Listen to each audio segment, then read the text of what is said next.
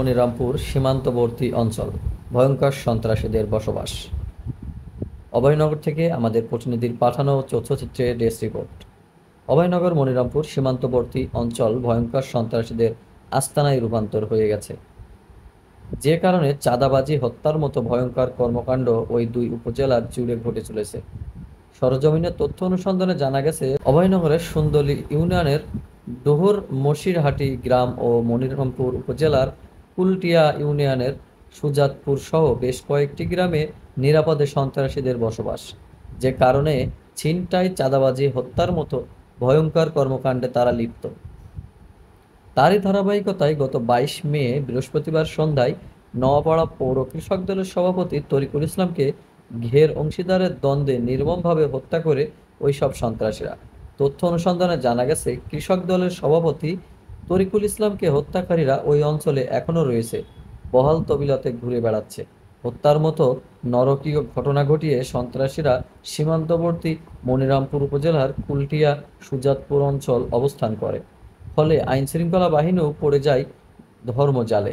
সূত্রে জানা গেছে, আওয়ামী লীগ নেতা ওলিয়ার হত্যাকাণ্ডের সাথে জড়িত সেই সন্ত্রাসীদের হাতেই নওয়াপাড়া পৌর কৃষক দলের সভাপতি তরিকুল ইসলাম হত্যাকাণ্ডের শিকার হয়েছে। ওই অঞ্চলের একাধিক সূত্রে জানা যায়, ঠান্ডা মাথায় ওইসব সন্ত্রাসীরা কৃষক দলের সভাপতি তরিকুল ইসলামকে হত্যার মতো নরকীয় ঘটনা ঘটিয়েছে। অন্যদিকে আইনশৃঙ্খলা বাহিনীর পক্ষ থেকে জানানো হয়েছে, কৃষক দলের সভাপতি তরিকুল ইসলামের হত্যাকারীদের আটক করতে একাধিক টিম কাজ করছে। আলোচিত ওই হত্যাকাণ্ডের নেতৃত্ব দেওয়া ওই অঞ্চলের অনেকের নাম তথ্য অনুসন্ধানে উঠে এসেছে। তারা প্রয়াত আওয়ামী লীগ নেতা উলিয়ার রহমান হত্যার আসামি বলে জানা গেছে। আলোচিত ওই হত্যাকাণ্ডের ভয়ঙ্কর সন্ত্রাসীদের ৬ থেকে ৭ জন তরিকুল ইসলামকে হত্যার মিশনে অংশগ্রহণ করে বলে সূত্রে জানা যায়।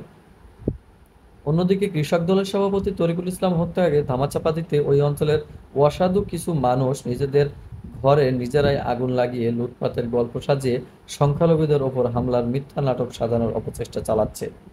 একাধিক সূত্রে জানা গেছে, ঘটনার ভিন্ন খাতে প্রবাহিত করতে একটি পক্ষ বিভিন্ন মিডিয়াকে হাতিয়ার হিসেবে ব্যবহার করে অপপ্রচার চালিয়ে যাচ্ছে। জরুরিভাবে তরিকুল ইসলামকে হত্যাকারীদের আইনের আওতায় এনে কঠোর শাস্তি নিশ্চিত ও অপপ্রচার বন্ধ করতে আইনশৃঙ্খলা বাহিনীর কাছে দাবি করছেন বিভিন্ন রাজনৈতিক নেতৃবৃন্দ ও সচেতন মহল।